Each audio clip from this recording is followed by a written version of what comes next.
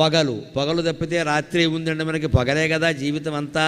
ఇప్పుడు పబ్బులు క్లబ్బులు అన్నీ వచ్చాక రాత్రి జీవితం కూడా మొదలైంది. లేకపోతే ఇదివరకు పగలే జీవితం అండి. రాత్రి అప్పుడుండి మన విద్వాన్ విశ్వం గారిని ఒక ఆయన కవిత రాస్తాడు.